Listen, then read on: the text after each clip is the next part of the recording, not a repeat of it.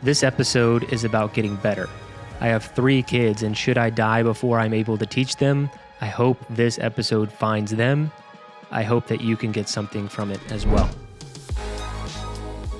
So in a nutshell, today I'm going to be talking about self-development. It's a journey I've been on for years. But when I started, I didn't know what to do. I just knew I wanted to improve, and so I ended up downloading this audiobook and buying the hard copy of a book called Mozart's Brain and the Fighter Pilot. This is not a book I recommend people start with. It was about improving your memory. But for me, that book was a milestone in my own journey because it was me taking the step that was just, hey, I want to get better. I want to improve. And that's the first step anyone can take is, do you want to do this? It is well worth it. I can tell you every ounce of success that I have had has had to do with the fact that I want to improve myself. It's improving your relationships, it's improving your fitness, it's improving your mindset, it's improving everything so you can be better. And when you're better, everything else around you can be better as well, your business being one of those small things. But what I want to explain about self-development is that self-improvement, self-development, it's 80 to 90% mindset. And I'm not saying that from this cliche, just improve your mind and everything else gets better. That's actually where most of the literature revolves around, is improving your mindset. Now, there are a lot of high-level entrepreneurs and even athletes who maybe due to their upbringing or whatever else, they don't have to work on things like, maybe I did, or maybe you might have to.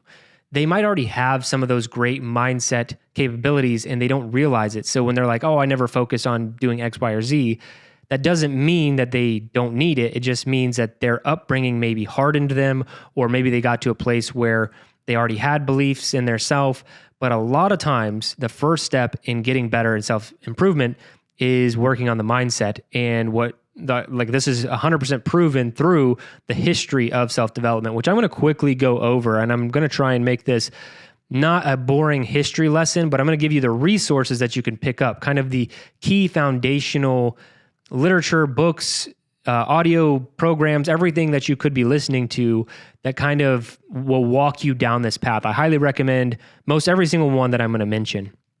So real quick, the history lesson is this all started with the Great Depression. That is really what fired the self-development, the self-improvement industry.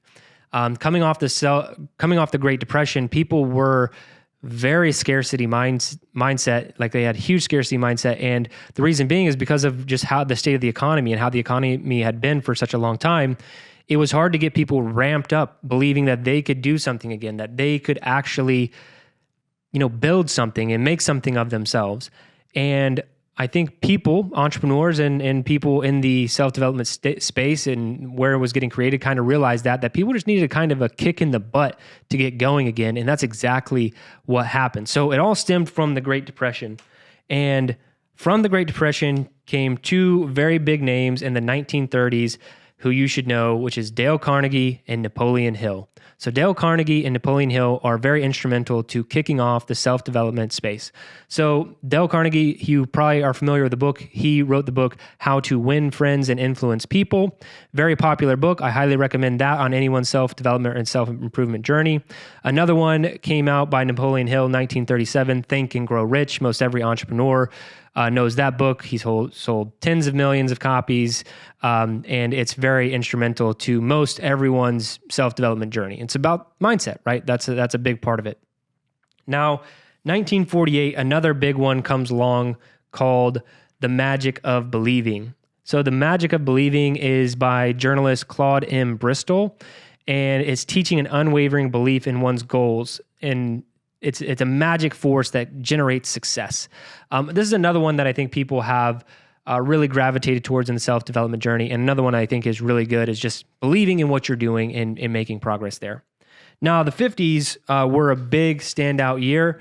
So the 50s came with The Power of Positive Thinking, which is a very, very popular book. So The Power of Positive Thinking is by Reverend Norman Vincent Peale, and it encourages readers to overcome defeatist attitudes through faith and affirmations.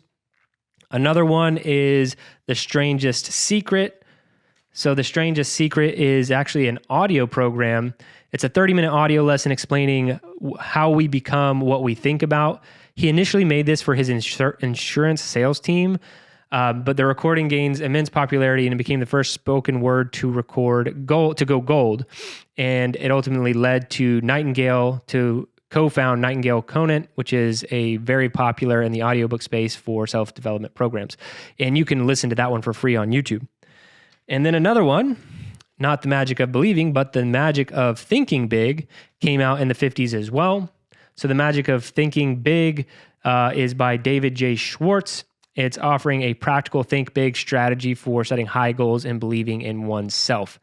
So now we're up to the 50s. Now I'm going to kind of end through the 60s in the 1960s to 1980s, because the three big names that you need to know from this category is not one singular book. It's Jim Rohn, Zig Ziglar, and Tony Robbins. Myself, I'm not a huge Tony Robbins fan. A lot of people are. Of these three names, Jim Rohn is my top guy. I love all of his content, all of his books, everything that he ever created. I'm very much in alignment with. He provided a lot of great information, has a ton of great audiobooks. If you only could listen to one set of work from somebody and everything I've gone over so far, it would absolutely be Jim Rohn. Now, Zig Ziglar, Tony Robbins, I think this is more of what flavor are you interested in?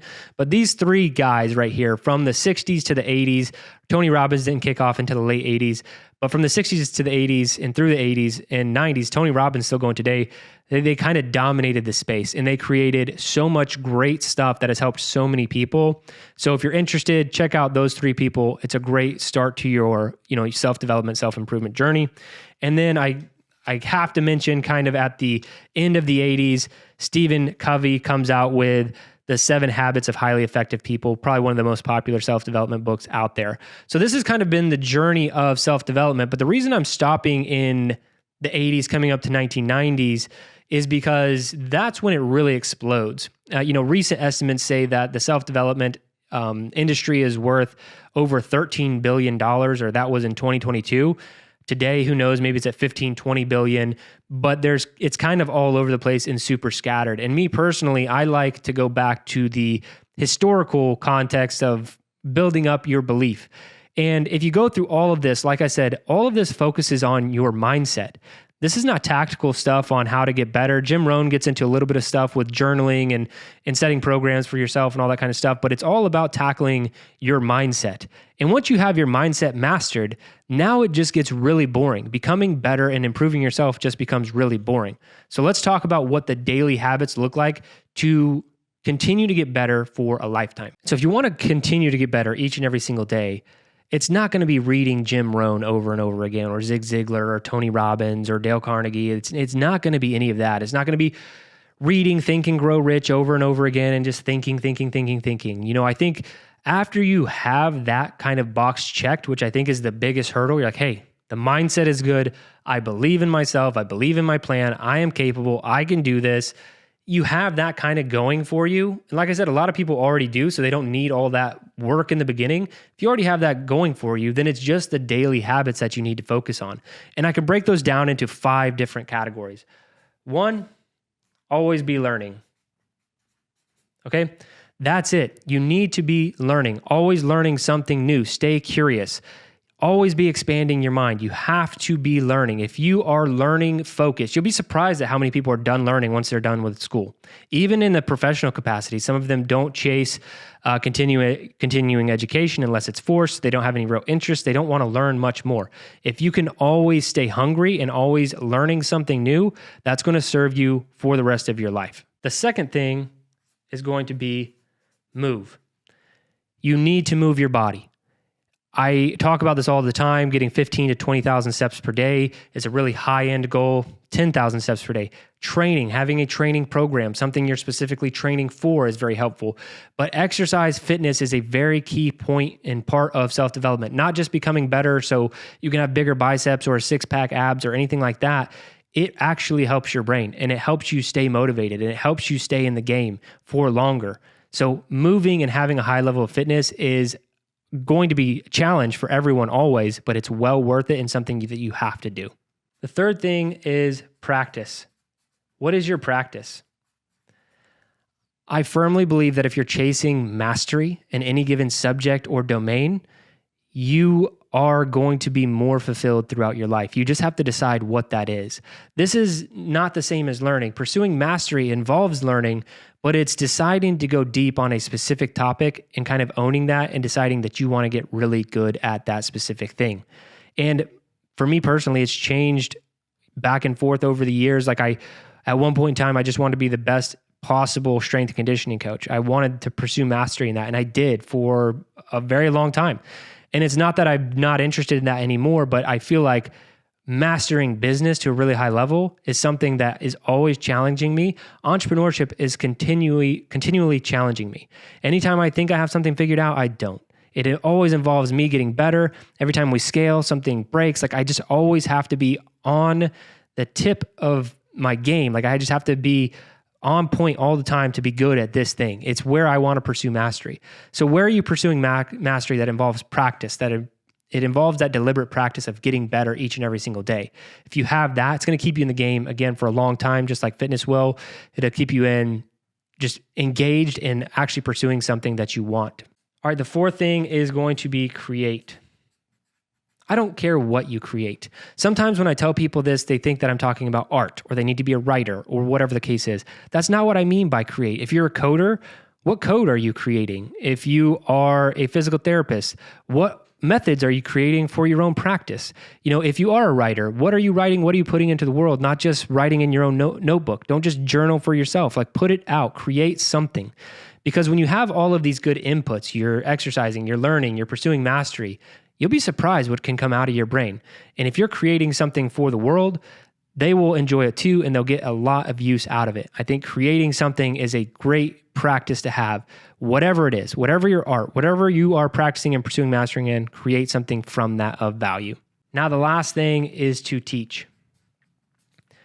You don't have to do this each and every single day, but at some point in your life, you're going to accumulate so many skills that other people are going to want to learn. So if you're learning each and every single day of your life, you're moving, you're getting better at exercise, you're becoming fitter, you have a practice, you're pursuing mastery, and hey, let's say you actually master that craft and you're creating things in the process. It's time to start teaching other people to do it. That's really what we're here for. We're here to help other people. Now, you don't need to teach as soon as you're learning. You can wait. But when you teach something, a few things happen. One, you are helping other people, and I think that's huge. You absolutely should help other people, shortcut the process for them, teach them, help them. I think that's a huge part. Don't be selfish all the time. Be selfless more often and teach. But another thing teaching does that I've learned, and that most people who've ever been in any kind of teaching capacity, is that it helps you understand all of these things to a much higher level. Because when you have to actually teach somebody something, you realize, wow, I think I know this, but I can't explain it very well. And being able to explain it in more simple terms helps you master the subject even more. So not only are you helping people, you're helping yourself when you go to teach, because you are solidifying the concepts in your brain to very easy and digestible formats. So teaching is the last and final practice that you should implement if you want to get better. So that's it. If you want to get better, you have to start with your mind. There's a whole slew of information that's out there. I wouldn't go new age in this capacity. I wouldn't learn from anybody, in all honesty, who's out there right now first. That's not where I would start. I would start with all of the historical references I mentioned from the Great Depression up into the 90s. Consume some of that content and learn the very basics of what it means to get better, what self-improvement means, what self-development means. Then after that, maybe you can consume more mindset content, but don't get stuck in the I need to improve my mindset hamster wheel. Because you might have a great mindset at some point, and now it's just time to do the daily boring things that are going to make you better and keep you better for the rest of your life, which are learn, move, practice, create, teach. To do all of that, you're going to have to try harder.